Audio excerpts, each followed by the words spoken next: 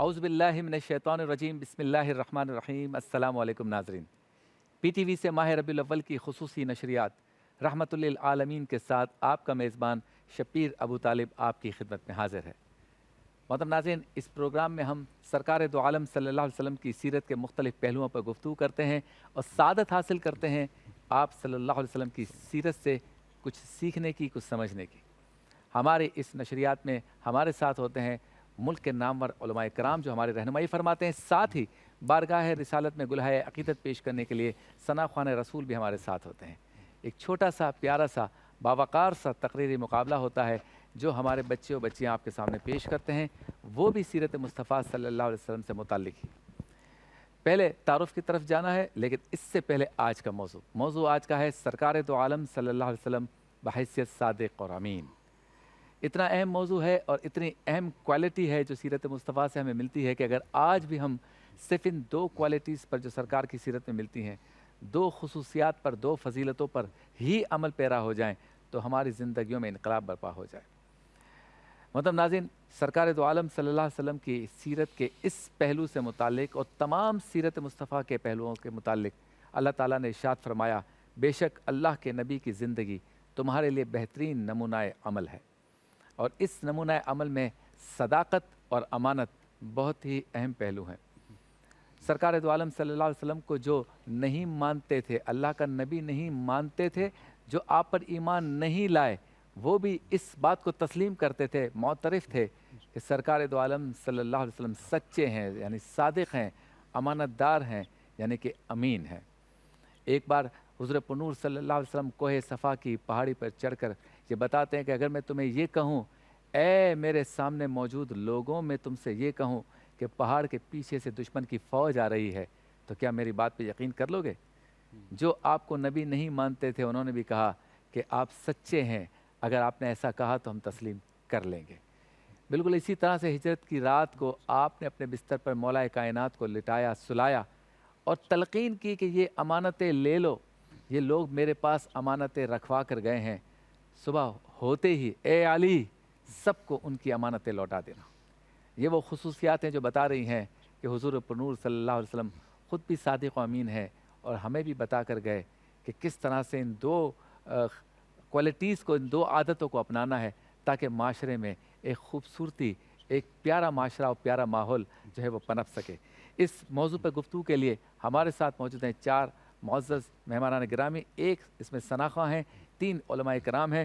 موضوع پر گفتگو کرنے کے لیے پہلے تعارف کی طرف چلتے ہیں۔ موجود ہیں آپ کے، ہمارے، ہم سب کے محترم، بہت ہی خوبصورت انداز میں گفتگو کرتے ہیں، استاد ہیں ڈاکٹر سہیل شفیق صاحب۔ آپ کو السلام علیکم۔ وعلیکم السلام، بہت شکریہ حضور، آپ تشریف لائے۔ ان کے ساتھ موجود ہیں آپ کے، ہمارے، ہم سب کے محترم حضرت علامہ مفتی اسحاق مدنی صاحب، آپ کو بھی السلام علیکم۔ وعلیکم السلام، بہت شکریہ مفتی صاحب، آپ بھی تشریف لائے۔ اور ان کے ساتھ موجود ہیں نوجوان عالم دین، مدلل گفتگو کرتے ہیں، مفتی مدنی رضا صاحب، آپ کو بھی السلام علیکم۔ وعلیکم السلام، بہت شکریہ، آپ بھی تشریف لائے۔ اور ساتھ ہی ممتاز ثنا خواں خرم حبیب ہمارے ساتھ ہیں جو وقت مناسب پر انشاءاللہ بارگاہ رسالت میں ہدیہ عقیدت پیش کریں گے، آپ کا بھی شکریہ۔ چاروں معزز مہمان گرامی موجود ہیں۔ پہلے ڈاکٹر صاحب یہ بتائیے کہ جب سارا عرب یہ جانتا بھی تھا اور یہ تو مانتا تھا کہ حضور پنور صلی اللہ علیہ وسلم صادق یعنی سچے ہیں، امانت دار یعنی امین ہیں، چاہے نبی وہ مانے یا نہ مانے، وہ آپ پر ایمان لائے نہ لائے، ان دو چیزوں پر اور اس طرح کی سیرت کی اور جو خوبیاں تھیں ان پر یقین رکھتے تھے، پھر ایمان کیوں نہیں لاتے تھے؟ نحمدہ و نصلی و نسلم علی رسولہ الکریم۔ بسم اللہ الرحمن الرحیم۔ بہت اہم موضوع کا آج آپ نے انتخاب کیا، امانت اور صداقت۔ یہ کردار کی دو ایسی خوبیاں ہیں جو اخلاق فاضلہ میں شمار ہوتی ہیں۔ یہ کسی انسان میں ہوں تو وہ اعلیٰ اخلاق کا حامل ہوتا ہے، اور اس کے مقابلے میں خیانت وہ صفت ہے کہ جس کردار میں ہو تو برائی کی طرف لے کر جاتی ہے۔ عام طور پر امانت سے یہ مراد لیا جاتا ہے کہ کسی شخص نے آپ کے پاس کوئی مال رکھوا دیا، کوئی چیز رکھوا دی، اور آپ نے مقررہ مدت میں اسے اسی طرح سے واپس کر دیا تو امانت کا حق ادا کر دیا۔ لیکن یہ جو امانت اور صداقت ہے، اس کا دائرہ بڑا وسیع ہے۔ زمانہ جاہلیت میں، ابھی آپ نے اپنی تعارفی کلمات میں بھی کہا کہ یہ دو صفات ایسی ہیں کہ زمانہ جاہلیت میں، کہ جب اللہ کے رسول صلی اللہ علیہ وسلم نے نبوت کا اعلان نہیں فرمایا تھا، اس وقت بھی ان دو صفات کی بڑی قدر کی جاتی تھی۔ اور اہل مکہ آپ صلی اللہ علیہ وسلم کی صداقت اور امانت کے باعث آپ کو صادق اور امین کہا کرتے تھے. اور جب آپ نے اپنی دعوت کا آغاز کیا تو آپ نے اسی صفت سے متعلق گواہی طلب کی. اور انبیاء کرام کی اگر ہم ویسے تاریخ دیکھیں تو ہمیں معلوم ہوگا کہ اس سے پہلے بھی انبیاء کرام جب اللہ کا پیغام لے کر لوگوں کے پاس گئے تو ان کے پاس اخلاق اور کردار کی یہ دو مضبوط خوبیاں ہوا کرتی تھیں, امانت اور صداقت. اچھا. کیونکہ اخلاق کا جو بلند مرتبہ ہے وہ اسی سے حاصل ہوتا ہے, اسی پر اخلاق کی عمارت جو ہے تعمیر ہوتی ہے. اب سوال آپ کا کہ امانت اور صداقت کے جاننے کے باوجود اہل مکہ ایمان کیوں نہیں لے کر آئے؟ تو اس کی مختلف اور متعدد وجوہات ہیں. آپ کے کردار پر انہیں کوئی شک اور شبہ نہیں تھا, امین کہہ کر پکارا کرتے تھے. بارہا مواقع آئے, حجر اسود کی تنصیب کا موقع تھا, آپ صلی اللہ علیہ وسلم تشریف لائے تو اہل مکہ نے, اہل عرب نے کہا حاضل امین, کہ آپ امین ہیں اور ہم آپ پر راضی ہیں. لیکن جس کلمے کی طرف اللہ کے رسول صلی اللہ علیہ وسلم نے دعوت دی کہ قولوا لا الہ الا اللہ, کہ کہہ دو کہ نہیں ہے کوئی معبود اللہ کے سوا, تو یہ جو ایک چھوٹا سا کلمہ ہے لیکن یہ دراصل ایک انقلاب لے کر آنے والا کلمہ تھا. واہ واہ. جس کے نتیجے میں وہ 360 بت جو مکہ مکرمہ میں خانہ کعبہ میں رکھے ہوئے تھے ان کی نفی کرنا ہوتی, اور وہ ہزاروں بت جو انہوں نے اپنے قبائل میں اپنے گھروں میں رکھے ہوئے تھے, جن کی وہ پوجا کیا کرتے تھے, جن کے آگے چڑھاوے چڑھایا کرتے تھے, جن سے ان کی معیشت وابستہ تھی, یہ دراصل اس کا انکار کرنا تھا. تو یہ اصل وجہ تھی کہ انہوں نے آپ صلی اللہ علیہ وسلم کے صادق اور امین ہونے کے باوجود, اس پر ایمان رکھنے کے باوجود, یعنی آپ کی صداقت پر ان کا یقین جو ہے وہ ایمان کے درجے تک تھا, لیکن انہوں نے اس کلمہ کا انکار کر دیا, آپ کی دعوت کو قبول نہیں کیا. لیکن دلچسپ بات یہ ہے کہ اس کے باوجود کہ آپ کی بھرپور مخالفت کی, آپ کی جان کے دشمن ہو گئے, لیکن ہجرت مدینہ کا موقع آتا ہے تو ہم یہ دیکھتے ہیں کہ آپ صلی اللہ علیہ وسلم کے پاس اس وقت بھی کفار مکہ کی امانتیں موجود ہیں جو آپ حضرت علی رضی اللہ عنہ کے سپرد کر کے جاتے ہیں. تو اس سے یہ معلوم ہوتا ہے کہ اہل مکہ کا یہ جو یقین تھا وہ برقرار تھا, آپ کی بھرپور مخالفت کرنے کے باوجود بھی, آپ کی جان کے دشمن ہونے کے باوجود بھی وہ اس بات کا تصور نہیں کر سکتے تھے کہ آپ صلی اللہ علیہ وسلم ان کی امانت میں خیانت کریں گے. تو یہ ان کا جو انکار ہے وہ تو ان کی معاشی مفادات سے وابستہ ہے, اچھا, ان کی تاریخ سے وابستہ ہے, وہ اپنے آباء و اجداد کے جس دین پر عمل پیرا تھے اس کے ساتھ وابستہ ہے کہ وہ ان تمام چیزوں کو ترک نہیں کرنا چاہتے تھے.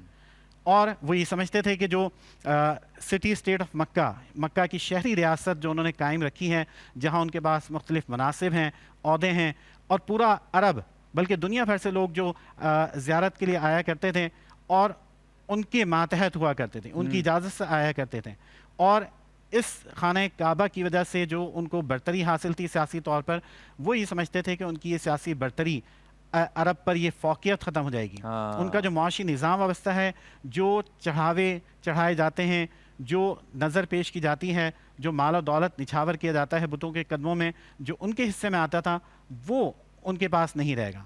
تو یہ اصل وجہ تھی کہ انہوں نے جو ہے وہ آپ صلی اللہ علیہ وسلم کے صادق اور امین ہونے کے باوجود اس دعوت کو قبول کرنے سے انکار کیا. جانے کا خوف تھا ان کو, کہ مال کے چھن جانے کا خوف تھا, ان کو معیشت کا اپنا خوف تھا کہ وہ جو ہے پھر وہ سیادت اور قیادت کے اس رتبے پر فائز نہیں رہ سکیں گے. تو یہ وجہ ہے کہ انہوں نے اس بات سے انکار کیا. اچھا مفتی صاحب یہ بتائیے کہ کس طرح سے ہم سے اوج کمال پر کسی انسان کو دیکھ سکتے ہیں کہ اگر وہ امانت دار اچھا ہو جائے اور سچا ہو جائے, یہ دو کوالٹیز کسی کو بہت زیادہ بلند مرتبے پر فائز کر دیتی ہیں, اس کی کیا وجہ ہے؟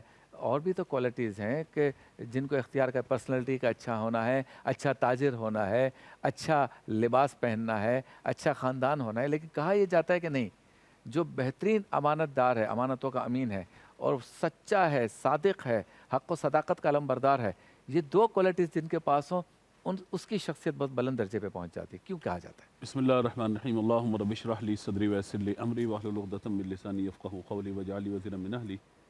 دیکھیں, صداقت, امانت داری, یہ دو چیزیں وہ ہیں کہ جو انسان ان چیزوں کو اپنا لے, اختیار کر لے, یقیناً اس کے بارے میں لوگوں کی رائے بہت اچھی ہو جاتی ہے. اور اگر وہ کوئی کمٹمنٹ کرتا ہے, کوئی بات کرتا ہے, کوئی لین دین کرتا ہے, کوئی وعدہ کرتا ہے, تو لوگوں کو معلوم ہوتا ہے کہ یار یہ بندہ اپنی زبان سے نہیں پھرے گا, یہ بندہ اپنے قول کا پکا اور وعدے کا سچا ہوگا.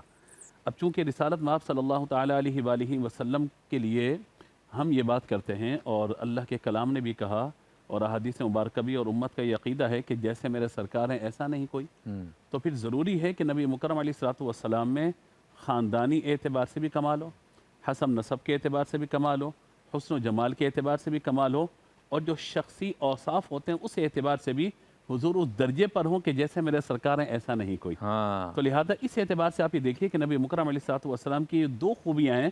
آپ دیکھیے اگر کوئی غیر مسلم بھی ہوگا، چاہے وہ رسالت مآب صلی اللہ تعالیٰ علیہ وآلہ وسلم پر ایمان نہ بھی لائے، لیکن جب اس سے آپ صداقت و امانت داری کی بات پوچھیں گے، وہ اپنے کسی لیڈر کی بات نہیں کرے گا، نبی مکرم علیہ الصلوۃ والسلام کی بات واہ کرے گا۔ واہ واہ واہ، سبحان تو اللہ، یہ وہ سبحان چیز ہے۔ اس کا مطلب یہ ہو گیا کہ اگر ہم اس چیز کو دیکھنا چاہیں کہ معاشرے کے اندر اگر کوئی اپنی جڑیں مضبوط کرنا چاہتا ہے اور اپنی قوم کی تربیت کرنا چاہتا ہے یا لیڈر مزید پیدا کرنا چاہتا ہے، تو دیگر اوصاف پیدا نہ بھی کر سکے، اگر یہ دو چیزیں پیدا کر دے کہ اپنے قول کا پکا اور وعدے کا سچا، اگر یہ دو چیزیں ہو جائیں نا، تو سمجھیے کہ اگر وہ مسلمان ہے تو بہت بڑی سعادت اسے نصیب ہوگی، لیکن اگر مسلم نہیں بھی ہے تو کہا جائے گا یار یہ بندہ اپنے قول کا پکا اور وعدے کا سچا ہے، اپنی کمٹمنٹ سے پیچھے نہیں ہوتا۔ آج کاروباری معاملات کیوں خراب ہیں؟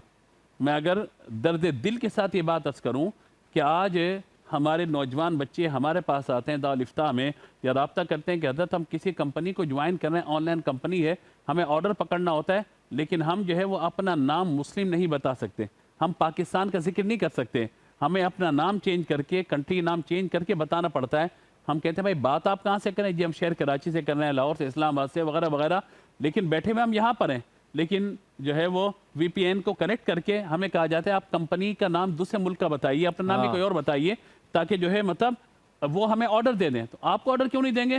کہا وہ ہم پر اعتماد نہیں کرتے۔ اس کا مطلب یہ ہے کہ ہمارے یہاں جو کاروباری شراکت داریاں ہیں، کاروباری معاملات ہیں، لین دین کے معاملات ہیں، اس میں ہم نام کے مسلمان تو رہ گئے، مگر صداقت اور امانت داری ہمارے اندر سے ختم ہو کے خیانت آ گئی ہے۔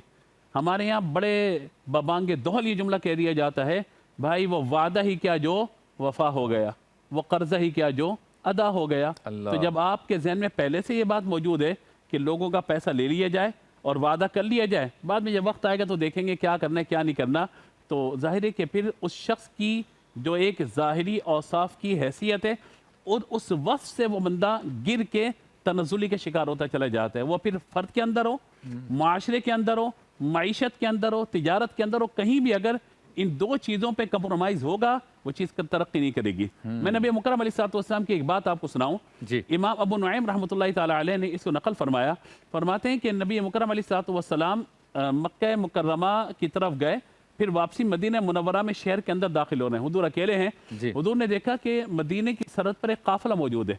حضور صلی اللہ تعالیٰ علیہ وآلہ وسلم نے ان سے پوچھا کہ تمہارا کیسے آنا ہوا یہاں؟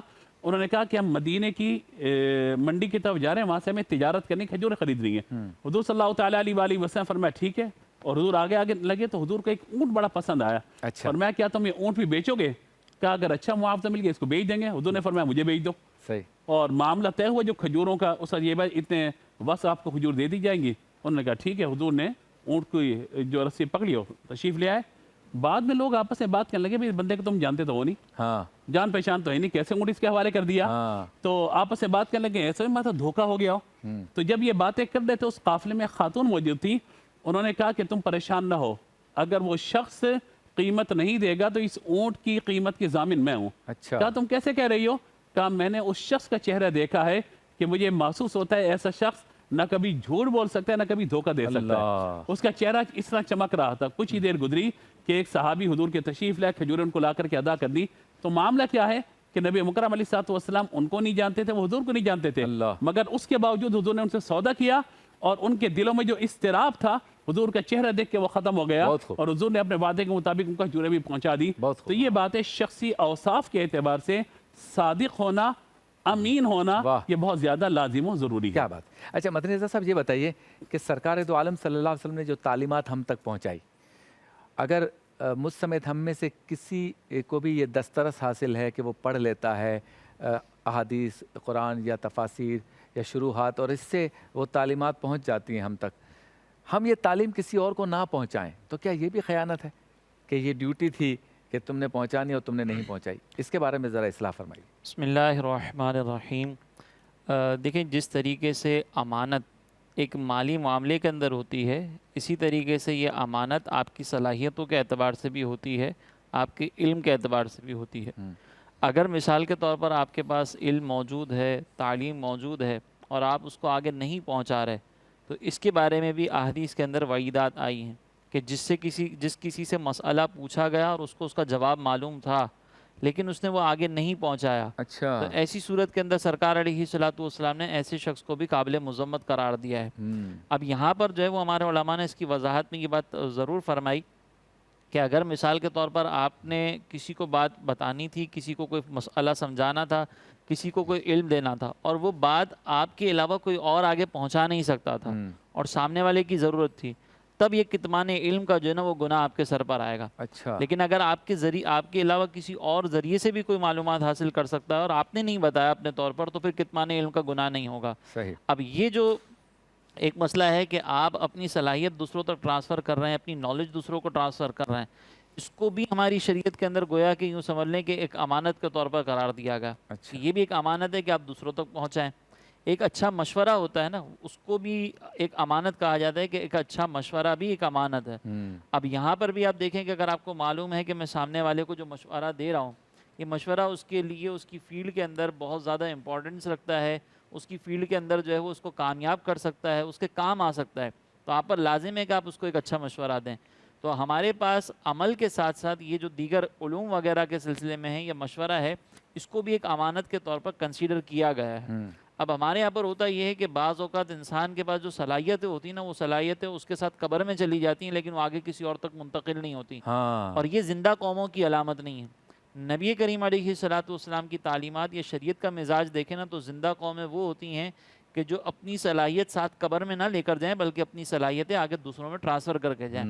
اگر مجھے کسی چیز کے بارے میں پتہ چل جائے گا نا کہ مارکیٹ کی ٹیکنیک کیا ہے کامیاب ہونے کے سلسلے میں، تو جو مین ٹیکنیک ہوگی نا وہ میں شاید کسی کو بھی نہ بتاؤں کہ اگر میں نے اس کو بتا دی تو یہ آگے ہو جائے گا۔ میں اگر آگے بڑھا سکتا ہوں کسی کو، میں اگر کسی کو موقع فراہم کر سکتا ہوں، اور لیکن میں نہ کروں، کیونکہ یہ اگر میں نے اس کو موقع فراہم کر دیا، یہ مجھ سے باصلاحیت، مجھ سے زیادہ باصلاحیت ثابت ہو گیا، تو یہ آگے نہیں بڑھ سکے گا۔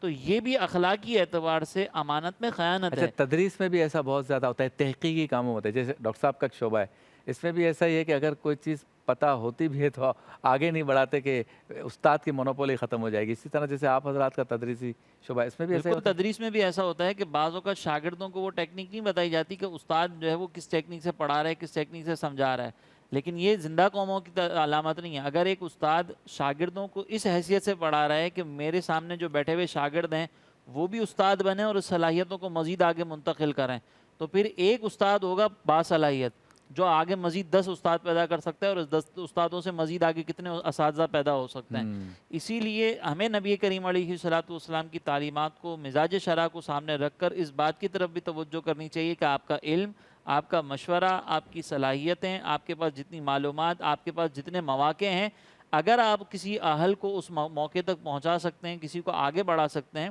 تو آپ آگے پہنچائیں۔ اس میں ایک اور پہلو بھی یہ ہے کہ اگر آپ نیکی کے کام میں کسی کو آگے بڑھائیں گے نا، اور وہ آپ سے زیادہ کام کر گیا، ہر کام میں نہیں کر سکتا دنیا کا، نیکی کے کام میں نے کسی کو آگے کر دیا اور وہ مجھ سے زیادہ کام کر گیا نا، تو میرے لیے ثواب جاریہ بھی ہوگا۔ تو اس پہلو پہ بھی ہمیں ضرور غور و تفکر کرنا چاہیے۔ بہت خوب۔ سرکار دو عالم صلی اللہ علیہ وسلم بطور امین اور بطور صادق، یہ ہمارا آج کا موضوع ہے۔ بارگاہ رسالت میں گلہ عقیدت پیش کریں گے ہمارے خرم حبیب بھائی جی۔ حق ادا ہو کیسے بھلا مصطفیٰ کی مدحت کا، اللہ موترف ہے دشمن بھی آپ کی صداقت کا، موترف ہے دشمن بھی آپ کی صداقت کا۔ واہ واہ، بہت ورد جاری رکھنا ہے اس میں جان رحمت کا ورد جاری رکھنا ہے، اس میں جان رحمت کا پیروی تقاضا ہے، آپ سے محبت کا پیروی تقاضا ہے، آپ سے محبت کا۔ کیا بات، انما انا قاسم، ذکر کرتی ہے کسی کا، آپ کی سخاوت کا،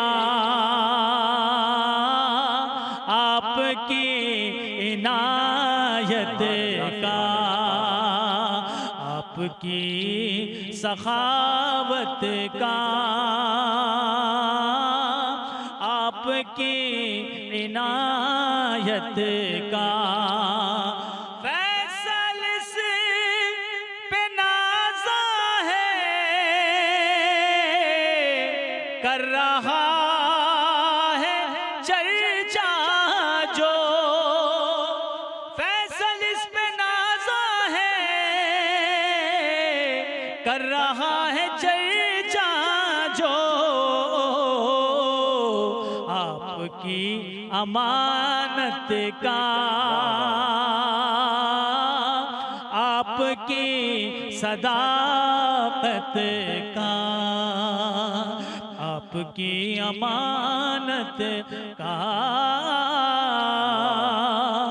آپ کی صداقت کا۔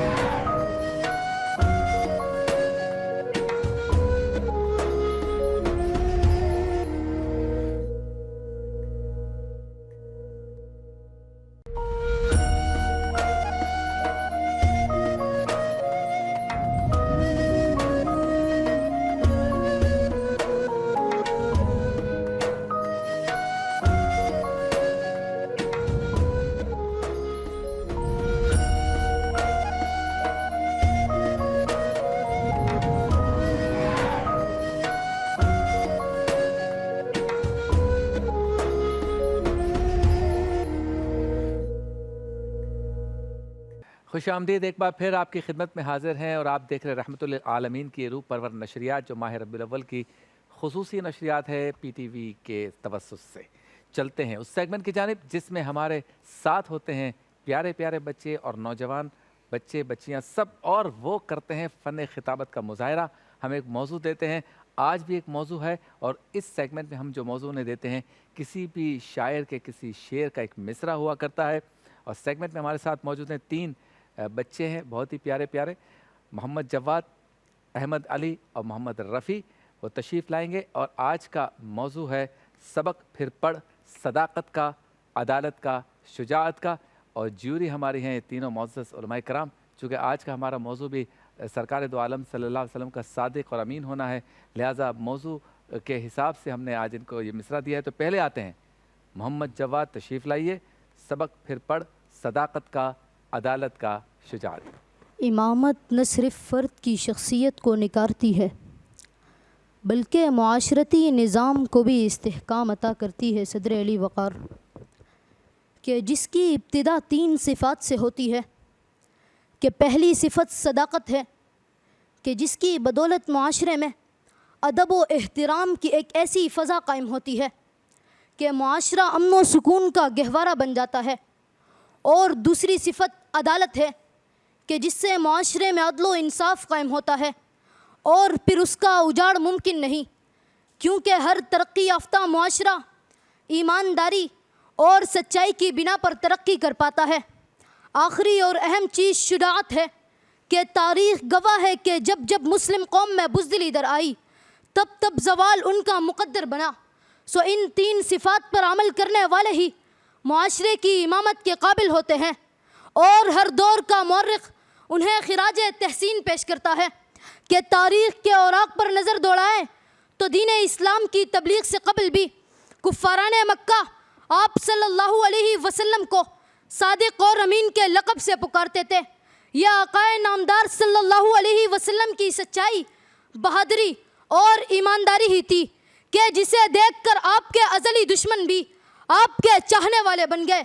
یہ صفات جب صحابہ نے سیکھی تو حضرت ابو بکر صدیق و عتیق کہلائے، تو حضرت عمر نے 22 لاکھ مربع میل پر حکومت کی، تو حضرت عثمان کو ذوالنورین کا شرف ملا، تو حضرت علی حیدر کرار و فاتح خیبر کہلائے، تو حضرت خالد بن ولید کو سیف اللہ کا خطاب ملا، تو حضرت حسین نے میدان کربلا میں 72 سر لٹا کر نانا کے دین کو ہمیشہ کے لیے سرفراز کر دیا۔ یہی صداقت، عدالت اور شجاعت ہی تھی کہ جس کے سبب آج بھی انہیں دنیا رول ماڈل کے طور پر یاد رکھتی ہے۔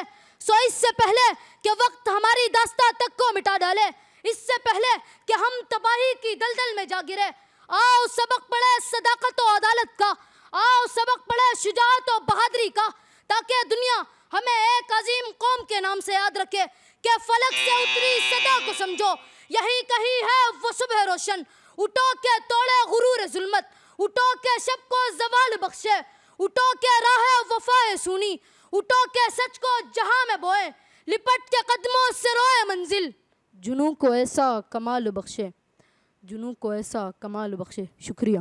سبحان اللہ، ماشاء اللہ۔ یہ تھے محمد جواد جو سبق پھر پڑھ صداقت کا، عدالت کا، شجاعت کا اس موضوع پہ خطاب کر رہے تھے۔ اگلے کنٹیسٹنٹ احمد علی تشریف لائیے، یہی موضوع ہے آپ کے لیے۔ صداقت، عدالت اور شجاعت، یہ تینوں اوصاف کسی ایک شخص میں جمع ہو جائیں تو اسے دنیا کی امامت سے کوئی نہیں روک سکتا۔ جناب والا کہ میرے سامنے آزادی سے پہلے کے وہ مناظر ہیں جب ہندو سامراج اپنے زور بازو سے مسلمانوں کو زیر کرنے کے منصوبے بنا رہا تھا، کہ جب انگریز کے چلے جانے کے باوجود اس کے خودکاشتہ پودے مسلمانوں کی جڑیں کاٹنے میں مصروف تھے، کہ اتنے میں فکر اقبال لیے ایک مرد آہن اٹھتا ہے اور کانگریس کے ریلے کو اپنی بصیرت سے روکتے ہوئے لے کے رہیں گے پاکستان کا نعرہ مستانہ لگاتا ہے، اور پھر دنیا دیکھتی ہے کہ شب و روز کی جد و جہد اور 22 لاکھ جانوں کا نذرانہ پیش کرتے ہوئے بالآخر اس آزادی کے متوالے قائد اعظم محمد علی جناح نے مملکتی خداداد حاصل کر کے یہ ثابت کیا کہ صداقت و عدالت اور شجاعت کے پیکر سے دنیا امامت کا کام ضرور لیتی ہے، کہ ہم نے روندا ہے بیابانوں کو، صحراؤں کو، ہم جو بڑھتے ہیں تو بڑھتے ہی چلے جاتے ہیں، ہم سے واقف ہے یہ دریا، یہ سمندر، یہ پہاڑ، ہم نئے ڈھنگ سے تاریخ کو دہراتے ہیں۔ اے وطن تو نے پکارا تو لہو کھول اٹھا، تیرے بیٹے تیرے جانباز چلے آتے ہیں۔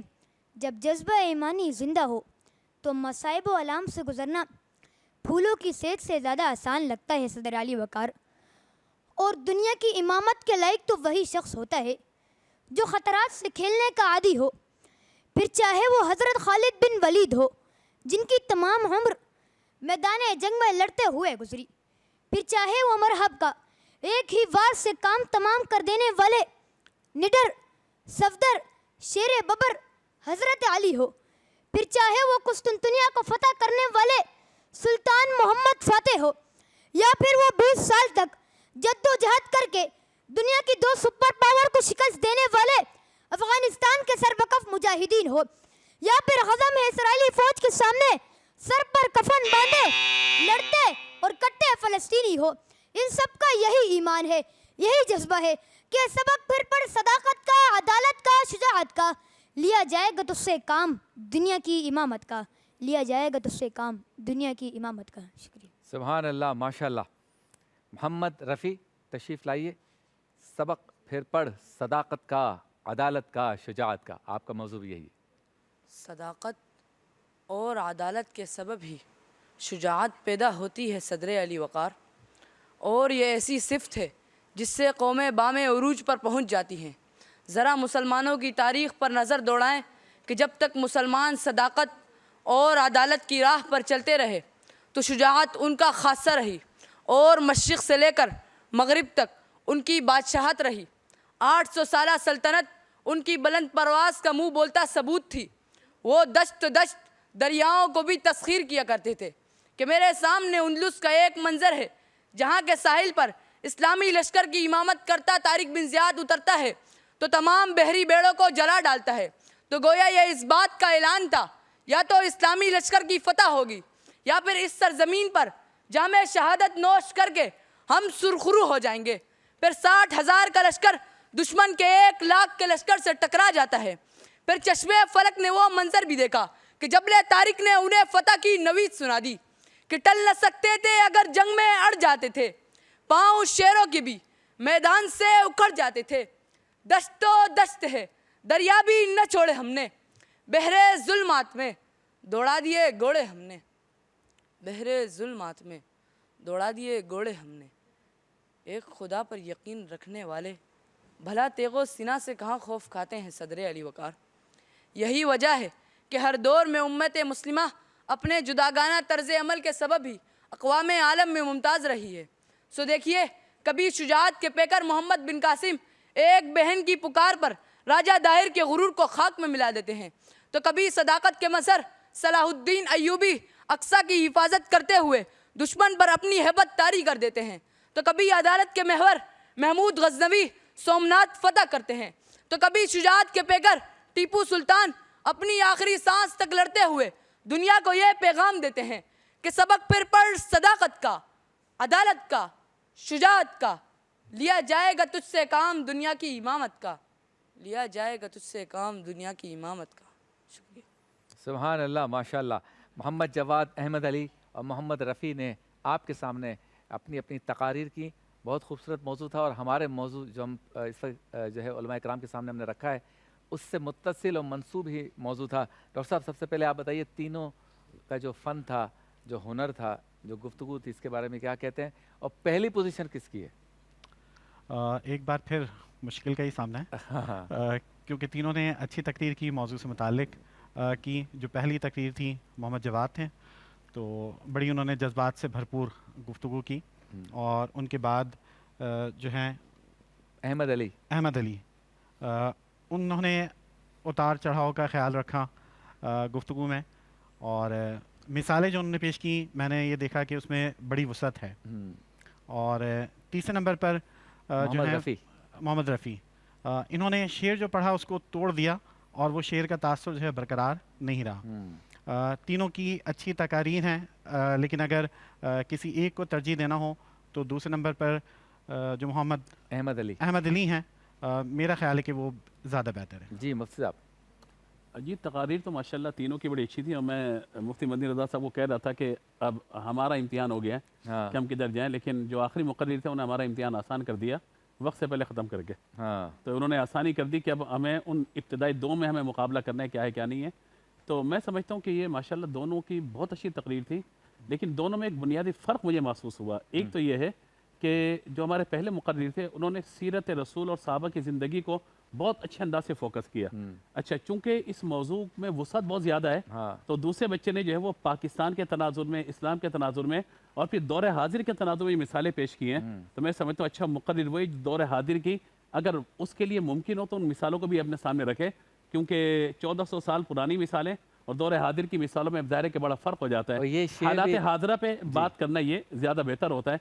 तो मेरी नज़र में वो उम्र के एतबार से छोटे और आज की तकरीर के एतबार से पहली पोजीशन पे वो आते हैं। और ये शेर जो है या इसका ये जो मिसरा है, ये भी अल्लामा इकबाल का है। जी बिल्कुल। अल्लामा इकबाल ने शायद ये इस दौर या अब आगे मुस्तकबिल की जो सफ़बंदी करनी है उसके लिए एक इनकलाबी सोच जो है दी है इस मिसरे में। जी मुफ्ती साहब। जी बिल्कुल, मैं भी इसहाक साहब की तायद करूँगा। बिल्कुल, मुफ्ती साहब ने जैसे कहा कि आज के दौर के एतबार से तरगीब मौजूद है कि सबक पढ़ फिर सदाकत का, अमानत का। تو یہ آج کے دور میں جگانے کی ضرورت تھی کہ آج ہمارا جو اطراف ماحول ہے اس اعتبار سے ہمیں جاگنے کی ضرورت ہے. تو اگرچہ تقریر جواد اور احمد کی دونوں کی بہت اچھی تھی، اور ویسے تو رفیق نے بھی بہت اچھی تقریر کی تھی. رفیق کے ساتھ ایک پرابلم یہ تھا کہ وہ دشت کو جو ہے وہ غلط تلفظ کیا، وقت سے پہلے ختم کر دیا، تو اس اعتبار سے وہ کمزور ہے. اب چونکہ ہمیں دو میں سے کسی ایک کو سلیکٹ کرنا ہے تو یہ کانٹینٹ کے اعتبار سے دونوں مضبوط اگرچہ ہیں، لیکن چونکہ ایک دور حاضر کے تقاضے کے اعتبار سے اگر ہم دیکھیں کہ ترغیب دی جانی ہے تو اس میں پھر احمد جو ہے وہ کامیاب پاتے ہیں. ہماری مجبوری ہے، ورنہ باقی تینوں جیتے ہیں اپنے اعتبار سے. ماشاءاللہ، آپ تینوں کا شکریہ، آپ تشریف لائے، تینوں نے بہت اچھا پرفارم کیا.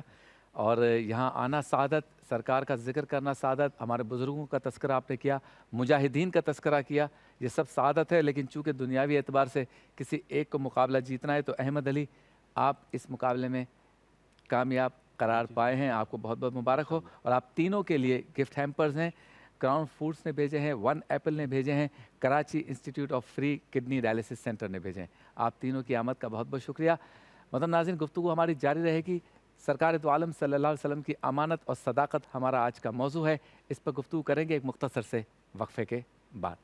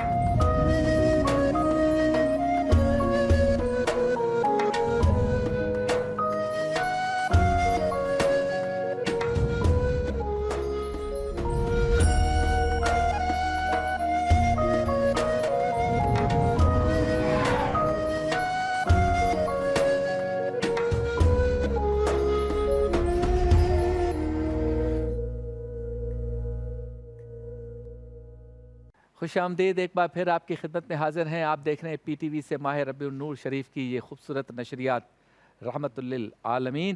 اور امین اور صادق سرکار دو عالم صلی اللہ علیہ وسلم کی یہ دو خصوصیات، دو القابات، اس پہ گفتگو ہو رہی ہے. اچھا ڈاکٹر صاحب، یہ بتائیے کہ منافق کی ایک نشانی یہ بتائی گئی ہے کہ وہ جب بھی بات کرے گا تو جھوٹ بولے گا، اور یہاں جب صادق یا صداقت کی بات آتی ہے تو یقیناً اس کی نفی ہوتی ہے کہ ایسا شخص ہوگا جو صرف سچ بولے گا. اب بعض ایسی صورتیں آ جاتی ہیں کہ جس پر اس دور کے جو تقاضے ہیں، ہم اسے مادی دنیا کہہ لیں یا حالات حاضرہ کہہ لیں، کہ اس میں کہیں نہ کہیں جھوٹ ہے ہی. لیکن کیا اس طرح کے چھوٹی چھوٹی سی باتیں جن کو ہم جھوٹ تو کہہ سکتے ہیں، کسی شخص کو پھر منافق بھی کہہ سکتے ہیں کہ یہ منافق ہے، یا عادتاً جھوٹے کو کہا جائے گا، بات بات پہ جھوٹ بولنا، ملکی حوالے سے، دینی حوالے سے، اسی کو منافق کہا جائے گا؟ بسم اللہ الرحمن الرحیم. جھوٹ تو بہرحال جھوٹ ہے، چھوٹا ہو یا بڑا ہو. مذاق میں بھی جھوٹ کہا جائے تو وہ جھوٹ ہی کہلائے گا. ہاں، البتہ یہ جو منافق والی بات ہے، تو منافق ایسا شخص ہے کہ جو عادتاً جھوٹ بولتا ہو، جھوٹ بولنے پر اسے کوئی ندامت اور شرمندگی نہ ہو، اور اس کا مقصد جو ہے لوگوں کو دھوکہ دینا ہو. بعض اوقات آپ کی کوئی مجبوری ہوتی ہے، آپ کسی شر سے بچنا چاہتے ہیں تو مصلحتاً جھوٹ سے کام لے لیتے ہیں. لیکن ایک ایسا شخص جو دراصل دوسرے کو نقصان پہنچانا چاہتا ہو اور وہ ایسی بات کرے، یعنی دھوکہ دے، تو پھر یہ جو ہے وہ منافق ہے. جو پورے معاشرے کے لیے بگاڑ ہو، ظاہر ملک کے لیے، ریاست کے لیے، فرد کو بھی نقصان پہنچائے گا، اور اس سے بڑھ کر جو ہے پھر وہ معاشرے کے لیے بھی نقصان دہ ثابت ہوگا. جبکہ سچ کا حکم جو ہے وہ ہر حال میں دیا گیا ہے کہ الصدق ینجی، کہ سچائی ہی ہے جو آپ کو نجات دیتی ہے، اور والکذب یہلک، اور جھوٹ جو ہے وہ ہلاکت کی طرف لے کے جاتا ہے. تو اللہ رب العالمین کا جو ارشاد ہے کہ ان اللہ یامرکم ان تؤدوا الامانات الی اہلیہا، کہ اللہ تعالیٰ تمہیں حکم دیتا ہے کہ اہل امانت کو ان کی امانتیں سپرد کرو. تو اس میں امانت بھی شامل ہے اور صداقت بھی شامل ہے کہ آپ پوری سچائی کے ساتھ جو جس کا حق ہے، جو بات جس تک پہنچانا ہے، وہ آپ اس تک پہنچا دیں. اور یہ جو دونوں صفات ہیں، صداقت ہو یا امانت ہو، یہ پوری زندگی کا احاطہ کرتی ہیں. अहादीस मुबारक में जो आता है कि ला ईमान लिमन ला अहद ला, कि उस शख्स में ईमान नहीं है जिसमें अहद की पाबंदी ना हो। तो इसी तरह से दीगर बातों की तरफ भी इशारा किया गया। तो इसका मतलब यही है कि दरअसल जब इंसान इन सिफ़ात से आरी होता है, सच्चाई को छोड़ देता है, दयानत को छोड़ देता है, अहद की पासदारी को छोड़ देता है, तो वो दरअसल मुनाफिकत को इख्तियार कर लेता है। हाँ। जिस चीज़ का हुक्म दिया है उसको छोड़कर अल्लाह और उसके रसूल की तालीमात की नफ़ी कर कर जो है लोगों को नुकसान पहुंचाता है, धोखा देता है, आदतन उन चीज़ों को इख्तियार कर लेता है, तो उसमें फिर ईमान बाकी नहीं रहता। सही। अच्छा मुफ्ती साहब, इसी बात को ज़रा आगे बढ़ाते हुए शरई एतबार से आपके पास जो शरई मसाइल आते हैं, किन किन सूरतों में झूठ बोला जा सकता है या किन किन सूरतों में आप झूठ बोल ही नहीं सकते, ऐसी कोई चीज़ बताएं कि जो रहनुमाई हो जाए सबकी। देखिए, आम हालात के अंदर तो झूठ बोलने की मजम्मत और उसकी मुमानअत ही बयान की गई है, इल्ला यह है कि अगर किसी की इज़्ज़त का खौफ हो, ज़वाल इज़्ज़त का, और वाकई ये सूरत अगर बन जाए कि अगर जो है वो झूठ ना बोला गया तो इसकी इज़्ज़त तार तार हो जाएगी, या खुदा न खास्ता कोई और ऐसा मामला हो जाए कि जिस पे किसी के नसब की, इज़्ज़त की या जान का मामला आ जाए, माल का मामला आ जाए, तो वहाँ भी तौरिया का हुक्म दिया गया। तौरिया से मुराद ये होता है कि सराहतन झूठ के अल्फाज अदा ना किए जाएँ, बल्कि इस तरह से अल्फाज अदा कर दिए जाएँ कि जो झूठ मालूम हो मगर हकीकतन झूठ ना हो। हाँ। क्योंकि ज़ाहिर इसकी मजम्मत बयान की गई है, तो कोशिश यही करनी चाहिए कि अपने आप को ऐसे मामला से रोकना चाहिए यहाँ पर। लेकिन हाँ, एक बात ज़रूर जो है हमारे फ़ुक़हा ने लिखी है कि अगर अपनी बीवी की तारीफ़ करनी हो तो वहाँ पे तौरिये के अलावा झूठ का सहारा भी लिया जा सकता है। अच्छा। तो चाहे उसकी मतलब दिलजोई, वैसे सच्ची तारीफ़ करनी चाहिए, मतलब झूठी तारीफ़ का जवाब बनता नहीं है। लेकिन अगर ये हो कि भाई एक ने 2-3 शादियाँ की हुई हैं और वहाँ पर एक की तारीफ़ करनी पड़ जाए दूसरी को, मतलब जो है वो दूसरे के सामने, तो यूँ मतलब जो है वो अल्फाज फिर ऐसे इस्तेमाल कर ले कि वो सरातन झूठ भी ना हो और फिर जो है वो बात भी मुकम्मल हो जाए। क्योंकि ज़ाहिर है कि ये मामला बड़ी नाजुक सूरत हाल बन जाती है जब इस तरह का कोई मामला होता है। दूसरी गुजारिश मैं यहाँ पे अर्ज़ करना चाहता हूँ कि देखिए, जिस तरह हदीस मुबारक का एक जुज़ डॉक्टर साहब ने पढ़ा है कि उसका कोई ईमान नहीं कि जिसने अहद को पूरा न किया, इसी तरीके से खुतबा जुमा में अक्सर मसाजिद के अंदर ये हदीस मुबारक पढ़ी जाती है, ला ईमाना लिमन ला अमानत अला, जिसके अंदर अमानतदारी नहीं उसमें ईमान नहीं है। और अभी जिक्र हुआ है कि अमानतदारी फ़कत माल और दौलत का नाम नहीं है, बल्कि अगर किसी की कोई बात आपके पास है वो भी अमानत है। हाँ। किसी का कोई राज आपके पास है तो वो भी अमानत है।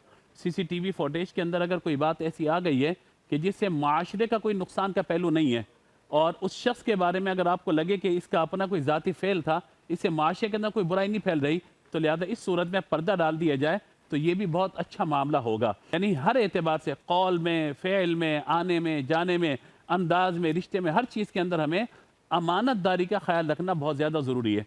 हमारे शबीर भाई एक चीज़ और आ गई, वो ये है कि मेरा दोस्त नहीं है पक्का, मुझे नहीं बता रहा तो बात अपनी, यूँ हाथ पकड़ के भाई से छुपा रहे बात अपने, भाई नहीं है, मुझे भाई नहीं समझता अपना, ज़बरदस्ती बात निकलवाएंगे। हाँ। फिर पेट में अपने दर्द शुरू हो जाएगा, मैं किसको बताऊँ, मैं किसको बताऊँ, मेरे पेट का दर्द दूर हो। फिर पकड़ा, यहाँ बताया, वहाँ बताया, वहाँ बताया। फिर डॉक्टर साहब ने कहा भी आपको बताई थी, यार वो तो मेरा दोस्त है, ये तो किसको नहीं बताएगा, तो वो उसका भी कोई दोस्त होता है, फिर उसका आगे एक और दोस्त होता है, उसके फिर आगे 4 दोस्त होते हैं। तो यूं मतलब जो है ना, जिनों के पेट में दर्द होता है कि दूसरों के राज निकालना, ये करना, वो करना, तो जब तक कि किसी के अमल से माशरे को नुकसान ना हो रहा हो, या बाकायदा वो चीटर या फराडिया हो कि जिसके बारे में मालूम हो कि अगर ना बताया गया तो लोग इसके जो है वो आजमाइश का शिकार हो जाएंगे इसके मामले में, तो उस वक्त तक हम पर लाजिम है कि उसकी उस बात को पर्दे में रखा जाए। अगर रिश्तेदारी का मामला कहीं पे आ जाता है और पूछा जाता है जनाब फलां घर में हम रिश्ता करना चाहते हैं, आप बताइए कि हम अपनी बहन बेटी का रिश्ता दें या ना दें, या उस घर पे किसी बच्चे का रिश्ता करें ना करें। अगर आप जानते हैं कि उस घर के अंदर कोई बुराई वाले मामला आते हैं, फिर अब आप पर ये चीज़ लाजिम है कि आप जितनी बुराई मौजूद है ना उतना आगे बयान कर दें, उससे ज़्यादा का आपको लाहिक़े और रदीफ़ व काफ़िया मिलाने की कोई ज़रूरत नहीं है। जितनी बात है बुराई की वो बयान कर दी जाए। कोई चीटा फ्रॉड या लोगों के पैसे लेके खा जाता है और कहा जाए भी इसके बाद इन्वेस्टमेंट कर लो, आप मना कर दें, नहीं भाई बता, उसके बाद बता दीजिए बंदे के लेन देन के मामला दुरुस्त नहीं, इतना कह देना काफ़ी है आपका। नहीं वो तो चीटर है, वो तो फ्रॉडी है, वो तो ये करता है, वो तो ये करता है, उसका खा गया, उसका खा गया। मतलब आपको पूरी फहरिस्त का नहीं बताना भाई, आपको सिर्फ इतना बताना कि आप लेन देन ना करें उसके साथ, सिंपल बात। तो ये हमारे यहाँ जो किरदार कुशी के मामलात हो रहे हैं और लोगों के साथ जो मामलात और बर्ताव का रवैया है, ये चीज़ें हमें बताती हैं कि हर मामले के अंदर सदाकत, अमानत, दियानतदारी, इन चीज़ों को इख्तियार किया जाए और ख़यानत के मामले में हर एक मामले में हम सबको बचने की कोशिश करनी चाहिए। बहुत खूब। अच्छा मदनी रज़ा साहब, आजकल के दौर में اگر کوئی کسی پر جھوٹا الزام یا جھوٹے الزامات لگائے یہ بھی بددیانتی میں آئے گا جی ہاں بالکل یا ایسے جھوٹ میں آئے گا، کس میں آئے گا؟ دیکھیں یہ الزام تراشی جو ہے یہ سامنے والے کی عزت پر جو ہم حملہ کر رہے ہیں، اس میں ایک جھوٹ کا پہلو ضرور ہے کہ جب سامنے والے نے کوئی غلطی کی نہیں ہے تو آپ اس کے اوپر ایک غلط الزام لگا رہے ہیں، تو یہ جھوٹی تہمت جو ہے اس کو جھوٹ میں شمار کیا جائے گا، اس کو کذب میں شمار کیا جائے گا۔ اور ہماری شریعت مطہرہ کے نزدیک جو ہے وہ کسی پر بہتان باندھنا یہ انتہائی سخت ہے۔ جیسے مثال کے طور پر غیبت کے بارے میں کہا جاتا ہے کہ اگر ہم نے کسی کی غیبت کی، یعنی ایسی برائی جو اس کی ذات میں موجود ہے اور بلا وجہ ہم کسی اور کو بیان کر رہے ہیں، تو نبی کریم علیہ السلام نے فرمایا کہ غیبت جو ہے وہ آگ اس طرح نیکیوں کو کھا جاتی ہے جیسے آگ لکڑی کو کھا جاتی ہے۔ اللہ، تو صحابہ کرام نے عرض کی کہ یا رسول اللہ اگر کسی کے اندر یہ معاملہ موجود ہو، یہ برائی موجود ہو جس کو ہم ذکر کر رہے ہیں، کیا تب بھی یہ حکم ہوگا؟ تو سرکار علیہ السلام نے فرمایا یہی تو غیبت ہے، اگر اس میں معاملہ نہ ہو تو وہ تو بہتان ہے۔ ہاں تو اس کا مطلب یہ ہے کہ اگر آپ کسی کے اوپر الزام لگا رہے ہیں تو یہ غیبت سے بڑا گناہ ہے، یہ غیبت سے زیادہ سخت ہے۔ اور ہمارے یہاں پر ہم قدم قدم پہ کسی کے اوپر الزام لگا رہے ہوتے ہیں۔ فار ایگزامپل اب ہمارے یہاں پہ جج کرنے کا معیار یہ ہوتا ہے، الزام تراشی صرف یہ نہیں ہے کہ آپ کسی کو چور ڈاکو کہیں، اگر آپ کسی کو بلا وجہ متکبر بھی کہہ رہے ہیں نا، یہ بھی بہتان ہے۔ اور ہمارے یہاں پر معیار کیا بنا ہوا ہے، میں نے اس کو اسٹیج پہ بیٹھے ہوئے دیکھا تھا، یہ جو ہے نا وہ اشارہ کر، اس کو جب کسی نے سلام کیا تو اس نے اشارے سے جواب دیا اور بڑے اکڑ کے جواب دیا۔ ہاں اب میں نے اس کی پرسنل زندگی نہیں دیکھی، میں نے اس کو قریب بیٹھ کر نہیں دیکھا، لیکن اس کے باوجود میں نے فوراً اس کے اوپر الزام تراش دیا کہ یہ متکبر آدمی ہے۔ اسی طریقے سے اگر ہم نے کسی کو چلتے ہوئے دیکھا، اس کے تھوڑا سا انداز کو دیکھا تو ہم نے کہا کہ یہ تو بیوقوفوں کی طرح چل رہا ہے، بڑا بیوقوف آدمی ہے۔ تو ہم جج بھی جو کرتے ہیں نا وہ دور سے بیٹھ کر جج کر رہے ہوتے ہیں اور چھوٹی چھوٹی چیزوں کے اندر دوسروں پر الزام لگا رہے ہوتے ہیں۔ کسی کی ایک بات کا پہلو ہم اپنی مرضی سے سمجھتے ہیں، اپنی مرضی سے اس کو سننے کے بعد، سمجھنے کے بعد، اس کی تشریح کرنے کے اپنے بعد تئیں رائے قائم کر لیتے ہیں۔ اپنے تئیں رائے قائم کرتے ہیں، سامنے والے سے وضاحت طلب کرنے کی بھی کوشش نہیں کرتے۔ پھر جو میں نے سمجھا ہے وہ میں سب کو بتا رہا ہوتا ہوں اس کے بارے میں، لیکن جب اگلے بندے سے پوچھتے ہیں کہ بھئی آپ کے جملے سے آپ کی کیا مراد تھی، تو بعد میں پتہ چلتا ہے کہ وہ تو کسی اور سمت پر یہ بات کہہ رہا تھا، کسی اور جہت پہ اس نے یہ بات کہی تھی، ہم نے کسی اور جہت پر اس کو ٹرانسفر کر دیا۔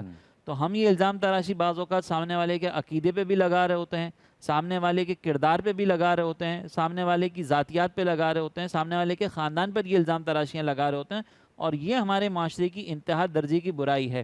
اور جو ہمارے بعض ایسے افراد ہوتے ہیں جو عوام کی نگاہوں میں رہتے ہیں اکثر، جیسے میڈیا پرسنز ہوتے ہیں، وہ بیچارے اس الزام سے کبھی بچ ہی نہیں سکتے۔ انہوں نے اگر کوئی ایک چیز غلط کی ہوگی نا تو 10 عیب ہم اپنی مرضی سے ان کے کھاتے میں ڈال دیں گے۔ تو یہ جو ہمارے یہاں پر انداز ہے، جو رویہ ہے، آپ نے اگر کسی کے بارے میں کوئی رائے قائم کرنی ہو نا تو اس کا بہترین طریقہ یہ ہوتا ہے کہ آپ پہلے اس کے قریب رہیں، اس کی صحبت اختیار کریں، اس کے دن رات شب و روز کو دیکھیں، اور پھر آپ کوئی رائے قائم کریں تو پھر ایک بات بنتی ہے۔ اگر آپ نے پہلے رائے قائم کر لی اور اس سے ملاقات تک نہیں ہوئی آپ کی، خالی ایک دفعہ ملاقات ہوئی، بعض لوگ یہ بھی کہتے ہیں کہ بھائی میری تو صلاحیت یہ ہے کہ ایک دفعہ ملاقات کرتا ہوں نا مجھے شخصیت کا پتہ چل جاتا ہے، اور بعد میں پتہ چلتا ہے کہ جو آپ کو معلوم ہوا تھا نا شخصیت کے بارے میں، وہ شخصیت بالکل 180 ڈگری چینج ہے، تو آپ نے تو دوسروں کے سامنے ہی ذکر کر دیا۔ تو اسی لیے یہ بہتان لگانا یہ غیبت سے بڑا گناہ ہے اور ہمیں اس سے بچنے کی ضرورت ہے، اور یہ بھی جھوٹ کے زمرے میں آتا ہے۔ بہت خوب، سرکار دو عالم صلی اللہ علیہ وسلم کی امانت اور صداقت، یہ ہمارا آج کا موضوع تھا۔ بہت ہی پیاری گفتگو آپ تینوں معزز علماء کرام نے فرمائی۔ ڈاکٹر صاحب آپ کا شکریہ، آپ تشریف لائے۔ مفتی صاحب آپ کا بھی شکریہ، مفتی صاحب آپ کا بھی شکریہ، آپ تشریف لائے۔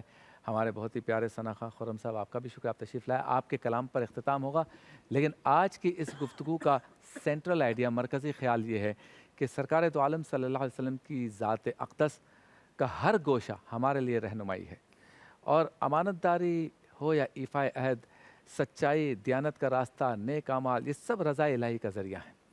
ان اعمال سے ایک مسلمان دوسرے کے دل میں جگہ بنا سکتا ہے۔ آج جب کہ ٹیکنالوجی کا دور ہے، ہمارے پاس کسی کے خلاف کوئی میسیج آتا ہے، ہم بغیر تحقیق کے اس کو آگے بڑھا دیتے ہیں، یہ بھی بہت بری بات ہے۔ اور ایک اگر جھوٹ ہمارے سامنے آیا، تحقیق نہیں کی، اس کو آگے کر دیا، تو اس جھوٹ میں ہم بھی شامل ہو گئے۔ بالکل اسی طرح سے بعض اوقات کوئی اپنے دل کی بات، کوئی اپنی پرسنل بات ہم سے کرتا ہے، کان میں آ کے کرتا ہے، برابر میں بیٹھ کے کرتا ہے، یا موبائل میں ٹیکسٹ یا وائس میسیج کے ذریعے کرتا ہے، ہم اس کے کہنے کے باوجود کہ پلیز میری یہ بات باہر نہ کرنا، اس راز کو راز رہنے دینا، میں نے اپنے دل کی بات تجھے کی ہے، ہم وہ میسیج فارورڈ کر دیتے ہیں، لوگوں کو سناتے ہیں، دیکھو اس کی یہ بات ہے، دیکھو اس کے گھر کی یہ بات ہے، دیکھو اس کے دل کی یہ بات ہے۔ یہ بھی اس کی امانت میں خیانت کرنا ہے۔ پھر سب سے اہم بات، الزامات لگانا۔ ہم جب کسی بندے کو جانتے نہیں ہیں لیکن کوئی آ کر ہمیں کہتا ہے کہ اس میں یہ برائیاں ہیں، ہم اس بندے سے نہیں پوچھتے کہ تم سے متعلق مجھے یہ پتہ چلا ہے، کیا یہ بات صحیح ہے؟ اس سے پوچھے بغیر ہم اس بات کو، اس الزام کو کسی سے سن کر بغیر تحقیق کے پھر آگے بڑھا دیتے ہیں، اور اس شخص کی معاشرے میں کردار کشی ہوتی ہے۔ یہ ساری چیزیں امانت اور صداقت کے لیے یا اسی زمرے میں آتی ہیں۔ ہم بات کو امانت سمجھ کر اپنے پاس رکھیں تو ثواب ہے، کسی کے راز کو، کسی کی بات کو امانت سمجھ کر اپنے پاس نہ رکھیں، اس کا راز باہر لے جائیں تو یہ یقیناً امانت میں خیانت ہے۔ اسی طرح سے کسی کی سچی بات کو آگے کریں گے تو یقیناً یہ ثواب کا کام ہے۔ کسی کی بات کو جو کہ جھوٹ ہے، ہم جانتے بھی ہیں کہ اس کی کوئی تحقیق نہیں ہوئی، اسے آگے کر دیں گے تو ہم خیانت بھی کر رہے ہیں اور اس جھوٹ میں اس کا ساتھ بھی دے رہے ہیں۔ اللہ تعالی ہم سب کو سچائی پر اور صداقت پر، امانت پر، دیانت پر عمل پیرا ہونے کی توفیق عطا فرمائے۔ اپنے میزبان شبیر ابو طالب کو اجازت دیجیے۔ اللہ حافظ۔ کلام سنیں گے خرم حبیب بھائی سے۔ رسول پاک کی نعتیں اللہ سنانے آئے ہیں، ہم ان کے ذکر کی محفل سجانے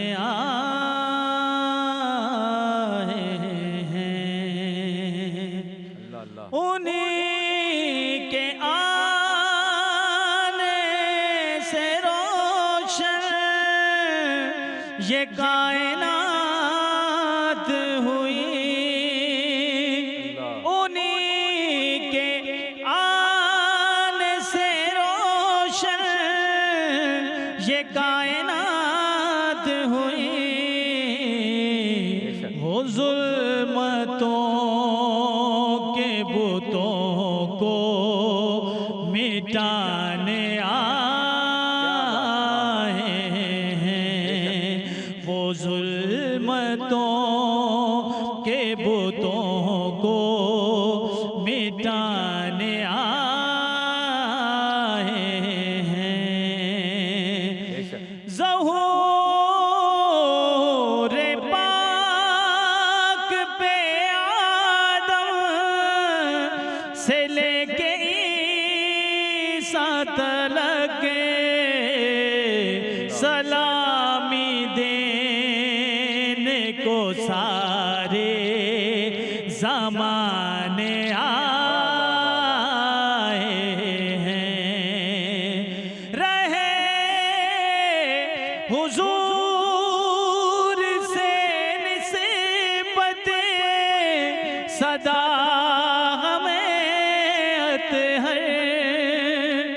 رہے حضور